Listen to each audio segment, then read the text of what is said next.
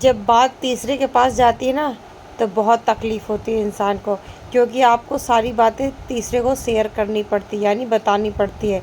اسی پرکار سے بہت سارے لوگ جو ہے ایک دوسرے کو باتیں چھوڑ کر کے تیسرے کو باتیں بتانے چلے۔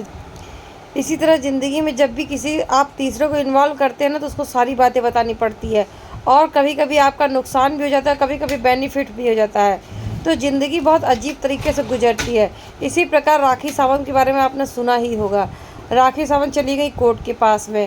اب یہاں کہتے ہیں جب تک خوش تھے تب تک گھومنا پھرنا کھانا پینا زندگی انجوائے، مطلب اچھے سے چل رہی تھی، لیکن جیسے ہی یہ باتیں کورٹ تک پہنچی،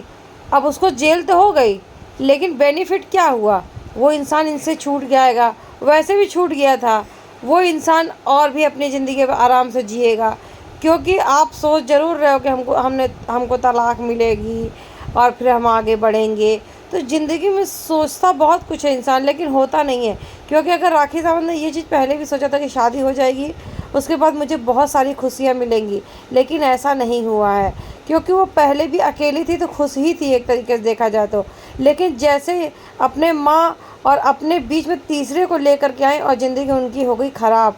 بد سے بدتر زندگی ہو گئی، تو سوچ سمجھ کر کے قدم کو اٹھانا چاہیے، قدم بہت پھونک پھونک کر کے رکھنا چاہیے، یہ نہیں کہ ہم جذبات میں آ کر کے بہت ساری چیزوں کو نقصان کر لیں۔ تو اسی طرح بہت سارے لوگ ہیں کہ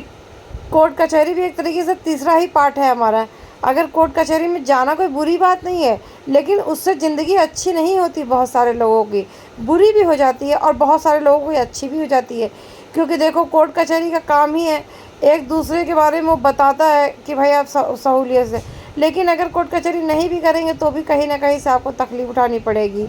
لیکن زیادہ کورٹ کچہری کرنے سے بھی کہیں بینیفٹ آپ کا نہیں ہو رہا، نقصان ہی ہو رہا ہے، تو ہو سکے تو زندگی کو سمجھوتے کے ساتھ جئیں، کیونکہ زندگی بہت بدتر چلتی ہے۔ باقی بس میرا یہی کہنا تھا، باقی آپ سب تو خود ہی سمجھدار ہیں۔ اگر میرا